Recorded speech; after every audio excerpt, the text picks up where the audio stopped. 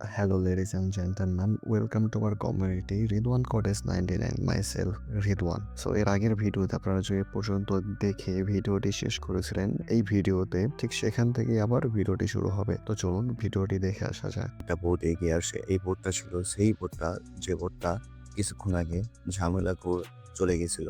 তারা গিদ্দের এমন বিপদে পড়তে দেখে মজা নিতে শুরু করে।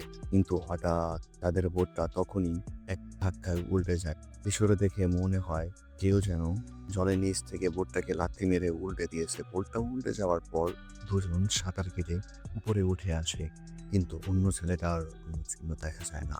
দেখতে দেখতে জঙ্গলে রাত হয়।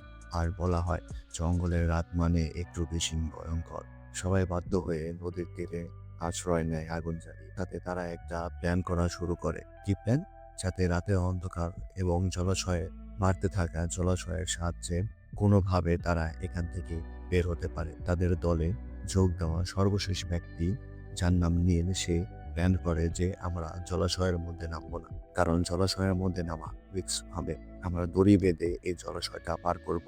এই বুদ্ধিটা কেটের কাছে অত্যন্ত ঝুঁকিপূর্ণ বলে মনে হয়, কারণ এই অবস্থায় কেউ যদি জল থেকে পড়ে যায় তাকে জলের থেকে ওঠানো কোনো মতোই সম্ভব হবে না।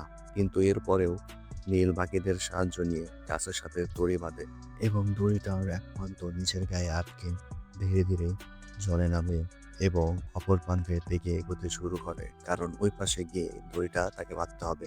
তারপর দড়ির উপর দিয়ে দিয়ে সবাইকে পার করতে হবে। সবাই অন্ধকারের শ্বাস আটকে দেশের দিকে তাকিয়ে থাকে। প্রতি প্রতি মুহূর্তই এমন মনে হচ্ছিল যে যেমন কিছু হয়ে যাবে, কিন্তু সৌভাগ্যবশত তেমন কিছু হওয়ার আগে সেই অপর প্রান্তে পৌঁছে যায় এবং গাছের দড়ির আরেক মাথা আটকে দেয় এবং ঠিকভাবে দড়ি বাঁধা হয়ে গেলে সিগন্যাল দেওয়ার পর প্রথমে এক মহিলা পর্যটককে লাইফ জ্যাকেট পরিয়ে তৈরি করা হয়। মহিলা পর্যটক খুবই সাবধানতার সাথে সেই দড়িতে ঝুলে সামনের দিকে এগোতে শুরু করে। তবে কিছু দূর যাওয়ার পরে মহিলা নিজের আত্মবিশ্বাস হারিয়ে ফেলে। তার মনে হতে শুরু হয়ে যায় সে বাকি পথটা কিছুতেই অতিক্রম করতে পারবে না। সেই মহিলার পৌঁছতে দেরি হচ্ছে দেখে সে অন্ধকারে অন্য এক পর্যটক তার মেয়েকে জোর করে সেই দড়িতে তুলে দেয়, এমনকি সে নিজেও সেই দড়িতে উঠে যায়। তারা দুজনেই ওই মহিলা অবধি পৌঁছে যায়। পৌঁছে যাওয়ার পর তাকে সামনের দিকে এগোতে বলে, আর ঠিক ওই সময় দেখা যায় ওই পারে থাকা নীল সেই ভয়ঙ্কর প্রাণীর হামলার শিকার হয়। ওই প্রাণীটা জলে নামতে দড়ি সমেত ঝুলতে থাকা মানুষ গাছ ভেঙে জলে পড়ে যায়। প্রাণ বাঁচাতে খুব দ্রুততার সঙ্গে তারা সবাই আবার নিজ জায়গায় ফিরে আসে। কিন্তু তখনই এক বিশাল দানব রূপে কুমির এসে জল থেকে উঠে লোকটাকে আক্রমণ করে। লোক জলে ছিটে পড়ে। তখন কুমিরটা লোকটাকে সাথে নিয়ে চলে যায়। কুমিরের আকারটা এতটাই বড় যে জলাশয়টা তার কাছে নিতান্তই কুয়ার মতো।